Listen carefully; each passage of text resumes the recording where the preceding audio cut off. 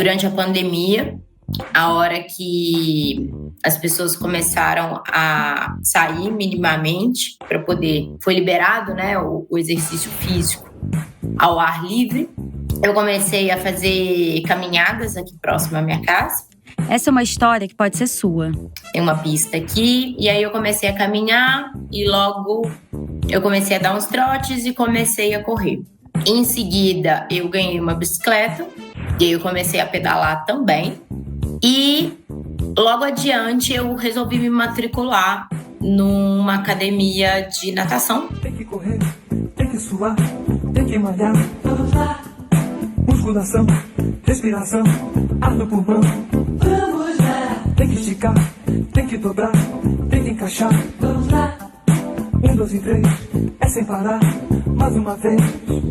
Essa que você ouviu é Silvia Oliveira. Ela tem 39 anos, é DJ e produtora cultural. E como você pôde perceber, também é atleta amadora. Quem não se endireitar, não tem lugar no sol. Domingo é dia, de tititi abaixo e de bumbum pra trás. Ela contou pra gente como o exercício físico passou a fazer parte da rotina lá nos idos de 2021. Nesse meio tempo, ela abandonou a natação e colocou energia na corrida.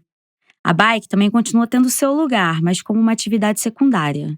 Permaneci nessas atividades, porém sempre com as pessoas comentando sobre a necessidade de fortalecimento muscular para que em ambas essas atividades eu tivesse um desempenho melhor e também tivesse um risco menor de lesão. E aí, no ano passado, em maio, eu iniciei um trabalho de fortalecimento muscular através da musculação. E nesse momento eu achei que deveria ser um momento de suplementar a minha alimentação. E aí que a coisa foi escalando. Um dia, a Silvia viu que uma pessoa estava doando um pote de whey no grupo de WhatsApp da vizinhança. E aí eu falei, bom, eu quero. E lá foi ela pegar o potão de suplemento. Eu já estava com a intenção de começar a tomar e queria ver como é que eu me adaptava, tanto ao hábito quanto ao sabor. Mas quando foi com sede ao pote, a Silvia percebeu que tinha muitas perguntas e poucas respostas sobre o que fazer. Quando deveria tomar, em que quantidade, quais seriam os possíveis efeitos metabólicos. Ao longo do episódio, a gente descobre o que a Silvia decidiu fazer. Tem que correr, tem que suar, tem que malhar. Vamos lá. Musculação, respiração. Dúvidas nos freiam muitas vezes de tomar decisões erradas na vida. Mas quando o assunto é suplementação, parece que tudo que você precisa saber está na boca do amigo mais próximo. Ou do personal da academia, ou do vendedor da loja, ou do influencer no Instagram. Não é à toa que os suplementos estão onipresentes por onde quer que a gente olhe. O mercado mundial de suplementos alimentares deve ultrapassar 250 bilhões de reais em 2025. Essa é uma estimativa da Future Market Insights, uma consultoria privada que realiza pesquisas de mercado. O Joio vem observando essa tendência há um tempo. E lá em 2022, fizemos uma apuração que resultou no episódio A Nova Onda dos Suplementos. Eu quero retomar só um trechinho dele, porque vai ser importante para a conversa de hoje. Vitaminas, que eu tenho dado que tem preconceito, que o cara acha que é remédio. O pote já é um negócio que remete a remédio. E vem num saco preto da farmácia de manipulação. Esse é o Augusto Cruz Neto, o sócio fundador de uma marca de suplementos modernosa. Naquele momento, nosso foco era olhar para o mercado que está inovando em marketing, que vende um produto com uma estética bonita e que promete 1000 benefícios em uma cápsula ou uma balinha de gelatina. Essas são as novas roupas daquilo que o Augusto chamou de saco preto de farmácia. Só que o saco, ou pote preto, continua fazendo também sucesso, principalmente entre a galera que faz musculação e atividades físicas de impacto. Os suplementos proteicos são os mais vendidos dentro da categoria. E o Whey Protein, sim, ele ainda não saiu de moda, pelo contrário, ganha mais adeptos à medida que a febre das proteínas vai construindo um discurso e moldando hábitos.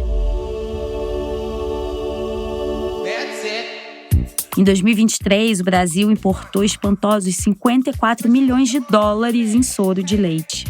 Isso equivale a 21 milhões de quilos. Não, realmente, você não ouviu errado. A gente está falando de um mercado que só cresce e se atualiza todo santo dia. Eu sou Amanda Flora e você está no Prato Cheio, o podcast do Joio Trigo. Hoje o assunto é a febre da suplementação proteica. Vamos nessa. That's it. Twist the body with it. And enjoy it. 'Cause it's all fun. That's it. Opa, vamos lá que desse assunto eu entendo, pô. É que eu malho desde novinho, tá ligado? Academia sempre foi um lugar igual, tipo casa mesmo. Na verdade, eu nasci lá, é onde eu me sinto bem, eu recebo amor, pá, carinho, atenção. Mas hoje eu sou do mundo. Quem tem raiz é planta. Bom, eu venho do leite, né? Então eu tenho mais é que rodar mesmo. Dizem por aí que fama não é pra sempre e ó, eu vou aproveitar o máximo que der. Saúde é o que interessa, o resto não tem pressa. Uhul! Yeah, yeah!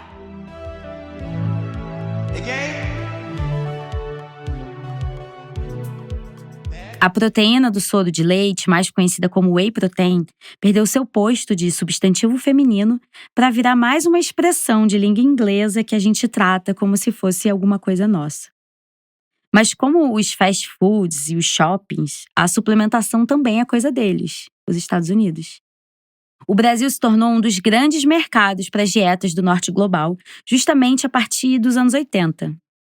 A Luciana Fornazari é professora do programa de pós-graduação em História da Universidade do Estado de Santa Catarina e escreveu um ensaio chamado Dietas em Disputa: Gênero, Corpo na Grande Aceleração Brasileira. Ela analisa as transformações econômicas e políticas que incidem nas relações das pessoas com os próprios corpos, principalmente no período entre os anos 80 e 2010. O modelo acelerado de produção de bens de consumo extrapolou as fronteiras nacionais e passou a ser uma necessidade do desenvolvimento de um mundo pós-guerras. É como se a gente precisasse consumir mais para superar o trauma de devastações, perdas e morte. Eu vou ler um pedacinho do trabalho da Luciana, que é uma síntese disso que eu estou trazendo. Abre aspas. É a partir dos anos 80 que são intensificados em nível global os regramentos do corpo estilo americano. Além disso, o consumo de alimentos e de dietas, ou seja, as escolhas sobre o que comer ou não, quando discutidas em termos de padrões de produção e consumo no antropoceno, podem ser consideradas práticas disciplinares por meio das quais homens e mulheres adquirem, performatizam, engajam-se em discursos de masculinidade, de feminilidade e de modernidade normativas. Fecha aspas.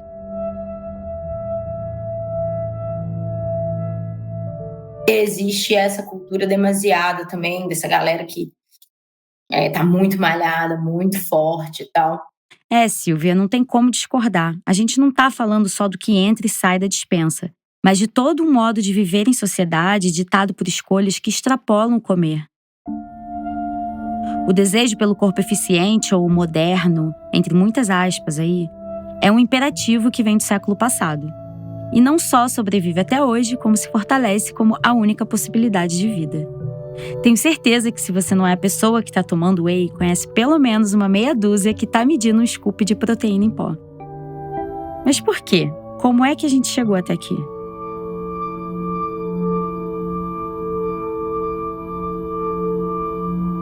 Gostaria de convidar quem está na escuta para imaginar algo que você deseja muito na tua vida, algo que você deseja fortemente. Então você pode pensar no que for, mas que tem que ser assim algo que você deseja demais, demais, demais. Tem pessoas que desejam demais aumentar a massa muscular. E é um desejo que chega a ser imensurável. Meu nome é Murilo, eu sou nutricionista e uma das minhas principais linhas de atuação é na nutrição esportiva. A gente conversou com o Murilo Dátilo para entender o porquê dessa febre de suplementação proteica. E a gente nem tá falando só do whey, mas também dos produtos à base de plantas, o assunto que volta aqui no terceiro bloco. Aguenta aí. Bom, mas voltando à pergunta que tirou esse episódio das nossas cabeças… Como é que a gente chegou até aqui? Eu vou te falar que, olha, não tem nenhuma resposta inesperada. Desculpa se eu criei muita expectativa. Quando a gente está lá dentro da academia, a gente olha para o espelho e só enxerga defeito, assim. É onde você vê que tem, sei lá, uma gordurinha sobrando, é onde você enxerga os buracos de celulite, é onde você enxerga flacidez. É só o espelho da academia, basicamente, que te mostra isso. É tipo o espelho do shopping. Eu sinto que o espelho da academia é meio que o espelho do shopping, assim. Te mostra algumas imperfeições que são só nesses 2 lugares em que você vê essas coisas. A Silvia trouxe pra gente uma comparação que foi muito pertinente para pensar nesse paradigma do whey e do pacote de consumo que vem quando a gente está falando de uma prática de exercício físico. De certo modo, o whey se emancipou do mundo maromba. Ou será que agora todas, todos e todos nós somos marombas? É difícil cravar, mas que esse tipo de suplementação passou a circular em vários grupos, isso não tem como contestar. A partir do momento em que você está inserida ali naquele contexto e começa a consumir determinados conteúdos sobre prática de exercícios, é quase que automático que essas 2 substâncias, tanto o whey quanto a creatina, cheguem em você. É que às vezes as pessoas fazem esse consumo e é como se realmente elas estivessem progredindo mais. O whey seria a atualização que deu muito certo da… Mocotó Embasa é pura proteína. Essa é uma propaganda da década de 80, onde um narrador que não aparece no vídeo age como um observador da vida alheia. Vou te contar um pouco o que a gente vê nesse vídeo. Um homem malhando muito contente numa academia cenográfica é interrompido por essa voz que aparece perguntando sobre a geleia de mocotó. Ei, você come mocotó Embasa? E depois de afirmar que sim, ele come a geleia, o ator abre a camisa… O que você acha? E mostra o shape totalmente malhado. Gente que come mocotó Embasa, a gente conhece pelo mocotó. Nessa hora, a câmera dá aquele zoom na barriga do moço. Então é como se dissesse, claro, esse tanquinho aí é por causa da geleia, assim. E você, come mocotó Embasa? O que você acha? E o vídeo termina com a cena de uma mulher com um corpo também malhado se alongando. E tem um detalhe importante que a gente observou nesse vídeo. O corpo sarado da década de 80 era bem diferente do que se tem hoje como referência de corpo malhado. O que é que você é? Essa é algo que eu não posso dizer que não me atinge, assim. Que quando eu comento com um amigo meu, que é tipo assim, a gente tá muito bem pro senso comum e muito ruim para quem tá lá dentro. E quem normalmente faz musculação visando hipertrofia muscular, não para no whey protein. Tem normalmente uma abre aspas, farmácia de suplementos. Tem um conjunto de suplementos utilizados.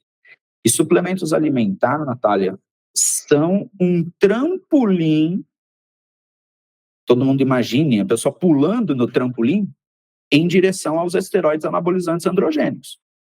No episódio passado, a gente conversou sobre como a proteína tem um status especial entre os macronutrientes. Ao lado dos carboidratos e das gorduras, ela é a santa sem defeitos. A aliada da saúde, do emagrecimento e do ganho de massa muscular. E não é para menos que o whey protein é a proteína, é o suplemento mais vendido. O que é um paradoxo, porque a grande parte das pessoas que fazem musculação já obtém a quantidade adequada e muitas vezes até excedente de proteína pela própria alimentação. No primeiro episódio dessa dupla sobre a febre das proteínas, a gente mostrou como a história que envolve recomendações em saúde sobre o consumo desse macronutriente está encharcada de conflito de interesses. E a gente volta a ela agora, porque a referência de um consumo ideal de proteínas para um adulto saudável foi superestimada durante muitos anos. Desde a criação da FAO, especialistas se reúnem de tempos em tempos para definir esses parâmetros nutricionais. E em relação à proteína, esses parâmetros mudaram muito ao longo dos anos. Para você ter ideia, até o fim dos anos 70, essa definição se deu sem que existissem estudos de boa qualidade sobre o consumo de proteínas em países do sul global. A gente precisa explicar uma coisa que eu vou pedir que você não se esqueça nunca. As pessoas não precisam de um aumento da oferta proteica. Se você não tem déficit de proteína, você não precisa tomar suplemento proteico. Seja você uma pessoa fisicamente ativa, uma atleta profissional ou uma sedentária. E eu nem preciso dizer que não existe diagnóstico para isso sem fazer um exame e uma consulta com um profissional adequado, né? Gente, como assim? Eu não acredito que vocês vão me descredibilizar desse jeito. Todo mundo sabe que o whey melhora a recuperação muscular depois do treino. É prático e certeiro. Aí, te fornece exatamente a quantidade de proteínas que você precisa. Calma aí, querido. O Murilo vai me ajudar a botar os pingos nos is. Vou pedir um pouco mais de atenção nessa parte, tá? Separemos o que é preciso do que pode trazer algum benefício. Alguém que ingira a quantidade proteica que supra a demanda de uma pessoa sedentária pode entrar no exercício físico, independente de qual for a atividade, e ela conquistará já uma série de benefícios. Aqui a gente vê que o exercício físico, sim, é o ajudante para todas as obras. Só que cada tipo de atividade interage de uma forma com a absorção de proteínas no corpo, o que pode abrir portas para alguns benefícios a partir de uma ingestão maior de proteínas. Benefícios esses que o Murilo vai chamar de adicional. Então, é preciso aumentar? Não. Mas há benefícios às custas do aumento? Benefícios chamarei de adicionais? Sim, há. Contudo, são benefícios que que podem ser atingidos com incrementos razoavelmente discretos. Nesse arco de benefícios adicionais estão duas coisas: recuperação da musculatura e aumento dessa massa muscular. No caso da oferta proteica, o benefício já é atingido, quase o benefício teto, é atingido às custas de um incremento de, no máximo, 2 vezes. Eu vou repetir isso, que é muito importante. Aumentar 2 vezes a ingestão de proteína já é o suficiente para ter o benefício máximo. Outro ponto que a gente precisa enfatizar é que a quantidade de ingestão proteica comumente recomendada é exagerada considerando o indicador da OMS, que é de 0,6 a 0,8 gramas por quilo de peso corporal. Essa é uma recomendação de ingestão diária. Abro um parênteses, porque o incremento da oferta proteica não traz ganhos de ampla magnitude na musculatura esquelética. É possível considerar que o ganho chega a ser até mesmo marginal em termos de massa magra. Então, quer dizer, se a gente está falando de alguém que tem como objetivo ficar grandão às custas do whey, dá para dizer que meu amigo, minha amiga, estamos em tempo de dar um passo atrás. Em outras palavras, o aumento da ingestão proteica via suplementação não vai trazer esses resultados estéticos que te vendem. Como o Murilo explicou, aumentar a ingestão proteica pode trazer benefícios sim, mas que são insignificantes para quem tem como objetivo a hipertrofia muscular, que é exatamente o que muitas pessoas querem, o aumento do tamanho dos músculos. O interesse pelo uso do soro do leite na indústria de alimentos começou na década de 70, com as primeiras pesquisas na área da nutrição. O soro é um subproduto da produção de queijo, um composto de 94% de água que tem bastante açúcar, que no caso do leite da vaca é a lactose, e muitos aminoácidos. Ou seja, é um subproduto rico em proteínas e tem alto valor nutricional. E depois que reconheceu o valor nutricional, aí depois começou a ter as pesquisas na parte técnico-funcional, né, que seria como que eu posso usar essa proteína na formulação de outras coisas, como que essa proteína se comporta e como que ela pode ajudar. Esse é o Evandro Martins, professor e pesquisador do Departamento de Tecnologia de Alimentos da Universidade Federal de Viçosa. E, atualmente, dentro do departamento, eu leciono 2 principais disciplinas. Uma delas, né, é bem direcionado para o curso de laticínios, né, que o bacharel em laticínios que a gente tem aqui. Viçosa é uma cidade localizada na zona da Mata Mineira, onde a agropecuária é um motor geopolítico forte. O doce de leite Viçosa, produzido dentro da Universidade Federal, foi eleito o melhor do Brasil mais de uma dezena de vezes. Foi por causa dessa potência de produção de conhecimentos na área de laticínios que chegamos até o Evandro. Bom, a gente continua logo depois do intervalo. E o seu amigo, seu personal ou seu camarada lhe disse: cara, você precisa começar a tomar whey. Whey. A gente está preparando a 7ª temporada do Prato Cheio. Enquanto ela está no forninho, maratone nossos conteúdos anteriores para chegar afiado nos episódios que vêm pela frente. São 6 temporadas inteirinhas, mais as séries e os episódios avulsos. Eles estão disponíveis em todos os tocadores, no nosso site e no YouTube. Olá! Vamos dar início à nossa aula teórica de número 10. E o assunto de hoje é soro em pó. Nesse bloco, a gente dá um passinho atrás e chega no soro de leite. Porque, ao contrário do que muita gente acha, o whey não é o soro. O whey, na verdade, é uma parte dele, a parte isolada, só das proteínas. Ou de proteínas e lactose. Então, a gente precisa entender o soro para entender o whey. Tipo o ovo e a galinha. Faz sentido? Mas nesse caso, a gente sabe que quem veio primeiro foi o ovo. Para iniciarmos esse assunto, vamos entender como o soro fluido, que antes era descartado pelas indústrias de laticínios, se tornou um produto de grande valor agregado. No processo de fabricação de queijos, as caseínas, que são também proteínas, formam a massa que vai ser o produto principal. Cerca de 90% do leite usado na fabricação de queijo vira soro. Até o início da aplicação do soro em processos de fabricação, a indústria de alimentos tinha um problema enorme com o descarte dessa sobra, que não tinha nenhum valor comercial. Isso era um problemão ambiental oneroso para a cadeia, porque os custos com descarte não são pequenos. No pior dos casos, o soro era e ainda é jogado em cursos d'água sem tratamento algum. Foi por esse motivo que as primeiras pesquisas sobre o soro de leite desapontaram. Era preciso achar uma solução mais lucrativa do que o tratamento desse resíduo. Como o Evandro falou, depois dos primeiros estudos que procuraram pelo valor nutricional do soro, as pesquisas na área de tecnologia dos alimentos começaram a surgir também.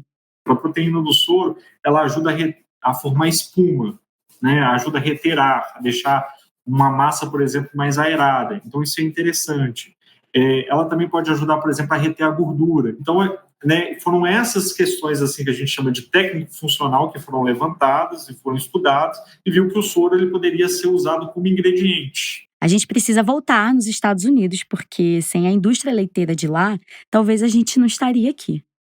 O país norte-americano é um fornecedor de proteínas lácteas em ascensão, cuja produção de concentrado proteico de leite mais que duplicou nos últimos 8 anos. Na fila do pão, os Estados Unidos são os maiores produtores e exportadores do soro de leite do mundo. São mais de 1 milhão de toneladas produzidas anualmente. Isso equivale a mais de 1 bilhão de litros de leite. Em termos de comparação, o Brasil produziu 34 milhões de litros de leite em 2022. A indústria estadunidense se desenvolveu principalmente a partir dos anos 70, uma política nacional voltada para a sustentação de preços e para a proteção do mercado doméstico. Isso, somado ao fato de terem terras abundantes e investimentos em pesquisa e desenvolvimento, resultou num aumento contínuo da produtividade. Nos anos 80, houve um processo de concentração de mercado tanto do lado agrícola como industrial. Ao mesmo tempo que o Estado promovia uma política de exportações para diminuir os custos de estoque. Nesse contexto, o pequeno produtor foi empurrado para fora do negócio. O ritmo de lançamento de novos produtos deu uma guinada nesse momento, e o mercado passava a ser mais e mais segmentado, com produtos de alto valor agregado, seguindo aquele estilo de vida que a gente tratou no primeiro bloco, próprio desse período da grande aceleração. Quem nasceu no fim dos anos 80 vai lembrar de um personagem da escolinha do professor Raimundo, o Paulo Cintura. São Paulo Cintura? Pois não, mestre.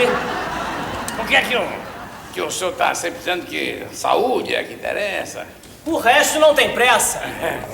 Só porque eu sou um cara amante da saúde, da força, da energia, da disposição, da descontração. Ele foi uma pessoa emblemática para ilustrar essa febre do corpo malhado que surgia nessa época, mas não só. Isso! Saúde é o que interessa, o resto não tem pressa. Patriota, Brasil, 100% 17, 117, defensor do conceito de família, moralidade do jovem, religião, qualquer religião, totalmente contra a ideologia de gênero, a favor da proteção e da pureza da criança. Patriota, 117, vereador do Rio de Janeiro. Isso! Ai! Não sei dizer se eu me senti surpresa quando descobri que o Paulo Cintura é também um personagem da extrema-direita brasileira. Essa propaganda eleitoral para a Câmara dos Vereadores do Rio de Janeiro rodou nas eleições de 2020. E diz muito sobre como essa construção de vida sadia tem a ver com os paradigmas colonialistas muito antigos. E agora com a ascensão de ideias conservadoras e reacionárias da direita brasileira. Gente, eu tô meio chocado.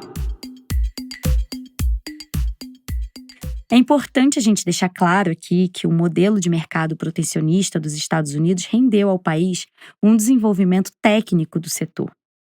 Já a formação da indústria láctea brasileira não consegue acompanhar esse avanço mundial. No fim dos anos 80, nossa produção passou por uma crise que abriu espaço para importações, especialmente de leite em pó. O Brasil hoje, o que ele faz, né, em maior quantidade, é a secagem do soro bruto. Para obter as proteínas do soro de leite, a indústria precisa de uma tecnologia de filtração por membrana. O Brasil hoje engatinha nesse sentido. E, como o Evandro pontuou, só faz o processo de secagem da matéria-prima. Por isso, esses concentrados proteicos do soro de leite, chamado WPC, e os isolados proteicos do soro de leite, os WPI, são majoritariamente importados. Em 2023, importamos $54 milhões do soro de leite, modificado ou não. O sistema do Ministério de Desenvolvimento, Indústria, Comércio e Serviços não detalha tanto os produtos importados. Então, países, por exemplo, da Europa, Austrália, Estados Unidos, esse setor de filtração ele é muito mais avançado. Então, é por isso que a gente compra de fora, porque a tecnologia lá é mais avançada, então acaba ficando mais barata lá do que aqui. Essas técnicas, inicialmente, elas foram muito usadas para tratamento de água residuária, né, para tirar a sujidade e tudo mais. E aí eles viram que conseguiam separar a proteína, separar a lactose, usando essas técnicas de filtração. Então, a tecnologia surgiu depois, né, e eles adaptaram essa tecnologia para a indústria de laticínios.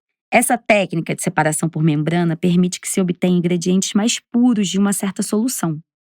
O soro de leite concentrado, o WPC, passa por uma técnica de filtração mais simples. O WPC é a proteína do soro, onde a gente removeu uma parte importante da lactose e alguns minerais. Então, a proteína, a concentração de proteína no WPC gira em torno aí de 30% a 80%. Tá? A gente tem uma concentração mais ou menos disso aí de proteína. O restante é basicamente lactose e os minerais. O WPC, então, seria a categoria mais impura do whey, porque além de proteína, vai ter o açúcar e os minerais próprios do leite. Outra estratégia que a gente pode fazer é filtrar essa proteína do soro. A gente vai coletar ali um pouco, né, vai conseguir tirar ali um pouco da lactose, um pouco dos minerais que estão dissolvidos, já vai fazer uma pré-concentração dessa proteína e depois a gente passa em outra membrana, né, que é um outro sistema de filtração mais fino, vamos assim dizer, né? E aí, nesse sistema de filtração mais fino, a gente consegue separar mais lactose ainda, ou seja, consegue remover mais lactose da proteína do soro. Então, agora, nesse caso, eu estou falando do WPI.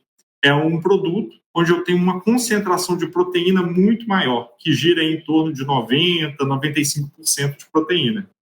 O WPI, que é o whey isolado que a gente encontra por aí, é o WPC, que passou por um processo mais fino de filtração. E ainda tem o WPH, que é o whey hidrolisado, uma forma de proteína de soro de leite que passou por um processo de hidrólise. Isso facilita a absorção rápida e a digestão da proteína. A gente deu uma olhada no site da Growth, que é uma das maiores marcas de suplementos alimentares do mercado brasileiro. Ela patrocina muitos, mas muitos atletas e influenciadores digitais. Talvez você conheça um deles, que inclusive já apareceu aqui no episódio. Whey.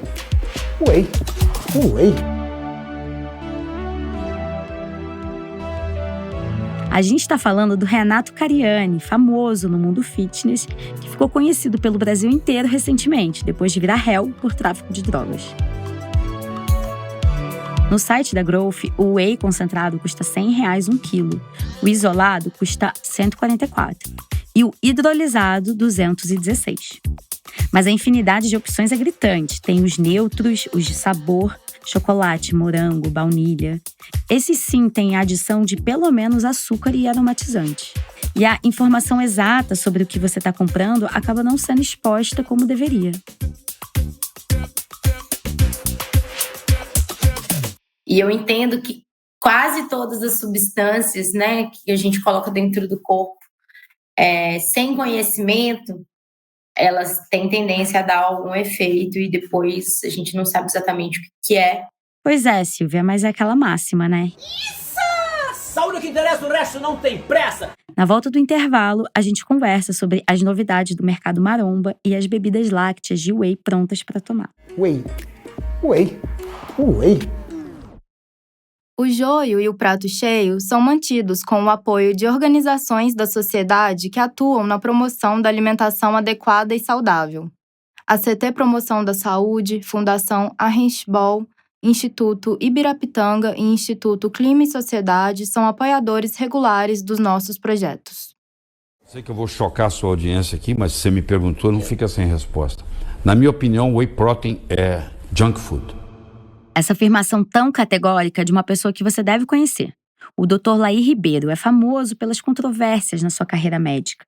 E dentre tantas situações em que foi porta-voz da pseudociência, está a defesa da cloroquina e da ozonioterapia como tratamento para a Covid-19. Mas, nesse caso específico, dizer que o whey é junk food não é uma completa mentira. Vamos pensar que o whey concentrado, isolado e hidrolisado fazem parte de um mesmo curso d'água. Um rio principal, e dele saem os afluentes, as ramificações. Te convido a se imaginar num corredor de produtos ultraprocessados que se vendem como naturais. Você vê caixinhas tipo UHT pequenas, coisas de tomar em 3 ou 4 goladas. Elas te prometem 20, 25 gramas de proteína. E eu sei que você sabe do que eu tô falando. Basta um passeio no supermercado para ver as prateleiras inundadas de produtos em que o teor proteico é a principal mensagem estampada na embalagem. A praticidade impera. E, para algumas pessoas, a palatabilidade, porque tem pessoas que gostam de ingerir certos produtos e gosto é algo muito particular. Esse é o Murilo Dátilo, de novo. E existe todo um apelo comercial por trás. E reitero, é o produto mais vendido pelas empresas. E permeia agora outros públicos também. Esses novos produtos ultraprocessados com adição de whey e outras fontes de proteínas vegetais normalmente não têm adição de açúcar nem gordura. Mas se não fossem os aditivos, eles seriam um maçaroco com uma textura intragável. A proteína do soro ela é bem sensível à temperatura. Então, quando eu aqueço ela a 135 graus, ela tende a coagular, a virar como se fosse um gelzinho, um flan. Né? Então, essas bebidas que têm muita proteína do soro, quando a gente passa nesse tratamento com HT, ele tende a formar um gel na embalagem depois. Então, aí eles têm um segredo industrial, provavelmente algum estabilizante, alguma coisa nesse sentido, que eles usam, né, justamente para essa proteína não formar esse gel na embalagem, depois que é aquecido. Né? Daria quase para comer de colher, depois que a gente aquece. Nossa, parece até um filme de terror. Ou seria a realização do Soylent Green, a comida sintética que promete saciedade e nutrição que a gente falou lá no episódio Corpos em Disputa. Ei! Aí, vocês são chatos, hein? Vocês são mó crica! A gente tenta entregar praticidade e vocês ficam aí só criticando. Nem todo mundo é uma pessoa aposentada que tem tempo de preparar seu shake em casa, pá. Onde já se viu isso aí, ô? Ah, e por falar no público 40 a mais, Vocês sabiam que eu sou um ótimo aliado nessa fase da vida? Ah, ótimo. Pronto, então, queridão. A gente já ia falar mesmo disso. A massa muscular esquelética atinge o seu ponto máximo de desenvolvimento por volta da 4ª década de vida. A partir daí, ao longo do tempo, é natural perder músculo e força. E é aí que as prescrições para o público 40+, mesmo sedentário, têm pipocado em consultórios de nutricionistas e médicos. Vamos extrapolar um pouquinho para público idoso? O que mais importa não é o ganho de massa magra. É melhora de força. É melhora de função. E o que mais proporciona isso é o exercício físico e não o ajuste proteico. Então, de novo, além dos marombeiros, está aí mais um grupo de pessoas que não tem que tomar suplementação proteica para envelhecer de forma saudável e equilibrada. Que a musculatura a todo momento produz proteínas e ela também destrói proteínas velhas. Se a taxa de produção for menor do que a taxa de degradação, nós entramos no chamado balanço negativo e ao longo do tempo nós perdemos tecido magro. O Murilo explicou que uma forma de minimizar essa perda é colocar a musculatura para trabalhar. Aí a musculação entra como um exemplo de exercício físico que pode contribuir para esse balanço de produção e degradação proteica. Então, para quem já passou dos 40 anos, importa mais fazer atividades em que a força é exigida do que tomar suplementos à revelia. Os potenciais efeitos deletérios são muito baixos nas pessoas que não têm alguma condição clínica pré-existente ou pré-existente que demande redução da ingestão proteica. O que não justifica, né, também tomar em grande quantidade. O que não significa que seu organismo não possa ficar sobrecarregado com uma quantidade de proteína acima do que você precisa consumir. No fim das contas, a gente fica se perguntando se vai ter soro de leite para alimentar a população mundial. Pois é, parece piada, mas a coisa é seríssima. O que antes era um subproduto da fabricação de queijo virou o produto principal. Hoje, a demanda por proteína de soro vai além do uso para suplementos alimentares. Isso porque esse conjunto de aminoácidos tem propriedades tecnológicas na indústria de, por exemplo, deixar um pão mais fofinho. Então existe um mercado grande que compra essas proteínas do soro para produzir outros produtos. Teve uma empresa recente que eu conversei, que eles disseram que tiveram que produzir queijo para conseguir o soro, porque o principal produto deles hoje é o soro. O que mais sai é o soro. Então eles tiveram que aumentar a produção de queijo deles para conseguir o soro para poder vender. Outro aspecto importante dessa história é olhar para o conflito de interesses que pode estar por trás das canetadas de um profissional de saúde. Não são poucos nutricionistas que recebem presentes, entre muitas aspas, de marcas de suplementos alimentares. O assédio existe. Não é impressão. Empresas procuram profissionais para fornecer amostras para degustação, para testar sabor, para testar textura. Por exemplo, alguns disponibilizam para os seus respectivos clientes, pacientes. Mas também existe, dentro dessa procura, assim, empresas que enviam brindes, enviam presentes para profissionais. E eu já recebi mais de um contato dessa natureza, mencionando: publique na sua rede social e nos marque. A gente entrou em contato com os Conselhos Regionais de Nutrição e também com o Conselho Nacional da categoria. De acordo com a entidade, em 2023 foram feitas mais de 380 denúncias de nutricionistas que fazem publicidade de suplementos alimentares. É importante dizer que essa prática infringe o Código de Ética e Conduta do Nutricionista, que veda ao profissional prescrever, indicar, manifestar preferência ou associar sua imagem intencionalmente para divulgar marcas que possam influenciar na sua atuação em consultório. O CFN não soube responder sobre as marcas mais atreladas às denúncias registradas. Isso! Saúde que interessa, o resto não tem pressa! Wait.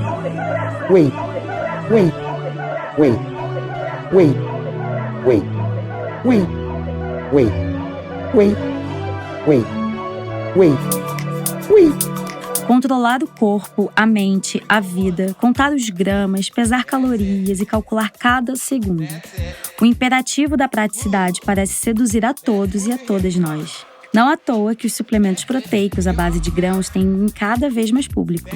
Não que isso signifique a superação do pote preto, é o contrário. Muda-se alguma coisa para que tudo permaneça exatamente igual.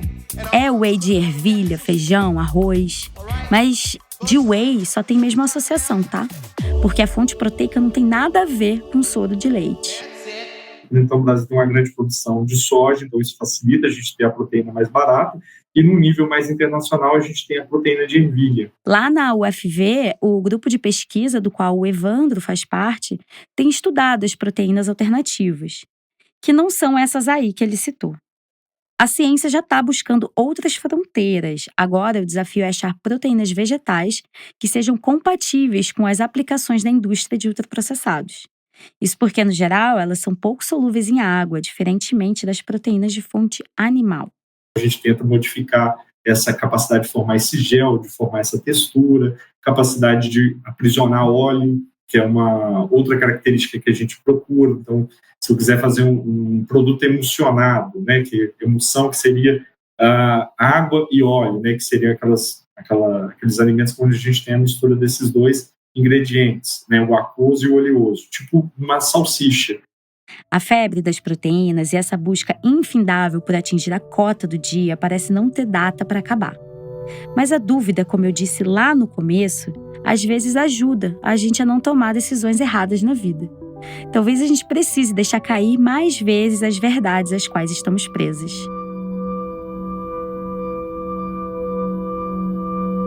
E sabe aquele potão de whey que a Silvia ganhou da vizinha? Então, eu resolvi, por exemplo, não tomar sem a orientação, porque eu imaginei que talvez eu poderia ter alguma alteração metabólica. Então, assim, antes de eu me surpreender com um efeito que eu não gostaria, eu achei interessante não recorrer a ele. Né? Por isso que ele está meio que em stand-by aqui. A pesquisa desse episódio foi feita por Natália Yazawa, que também assina o roteiro e a produção do Prato Cheio. A Luísa Coelho faz a produção executiva. A edição e criação de som é do Vitor Oliveira. Eu sou Amanda Flora, responsável pela narração desse episódio e audiência do Prato Cheio. As redes sociais ficam a cargo da Brenda Vidal. O design é feito por João Ambrosio, Clara Borges e Denise Matsumoto. Esse episódio foi gravado no estúdio Trampolim, em São Paulo. E a voz adicional é do Alfredo Rolo.